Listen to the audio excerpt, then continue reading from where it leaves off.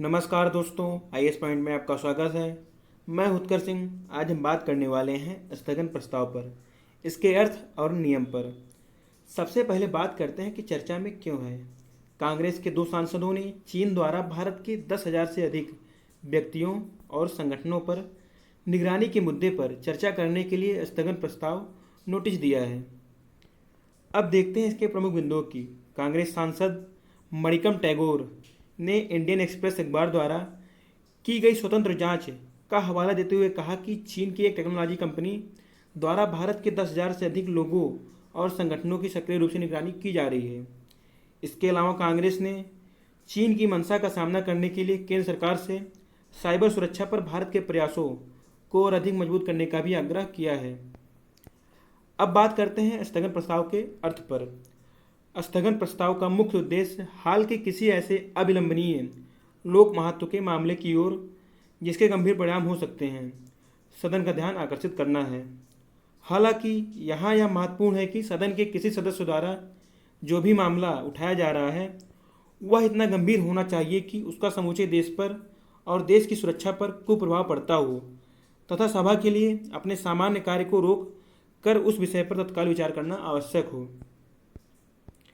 इस प्रकार हम कह सकते हैं कि स्थगन प्रस्ताव का अभिप्राय एक ऐसी प्रक्रिया से है जिसके स्वीकार होते ही लोक महत्व के किसी निश्चित मामले पर चर्चा करने के लिए सभा का सामान्य कार्य रोक दिया जाता है।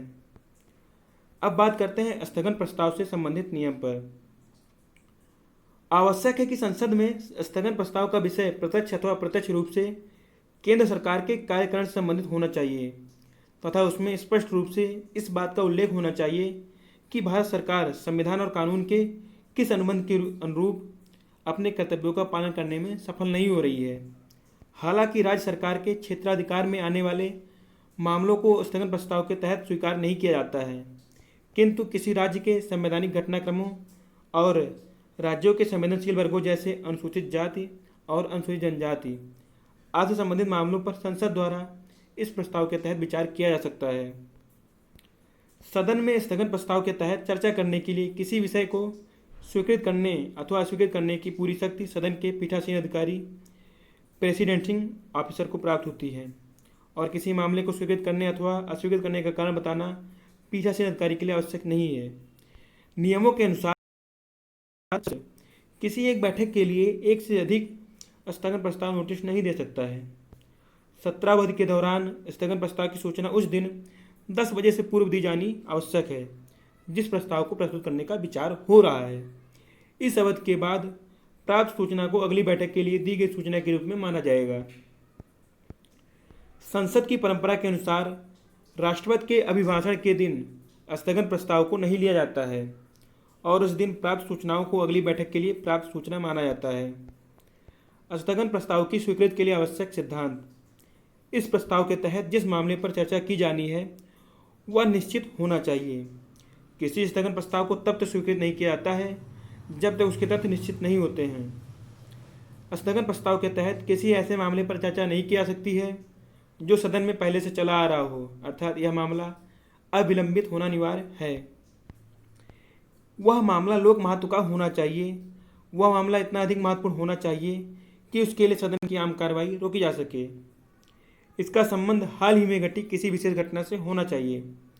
विषय का संबंध विशेषाधिकार के मामले से नहीं होना चाहिए और इसके तहत न्यायालय में विचाराधीन किसी मामले पर चर्चा की नहीं जा सकती है।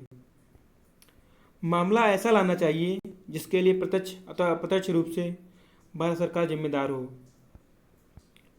अब बात करते हैं संसद की कार्यवाही को रोकने की शक्ति पर।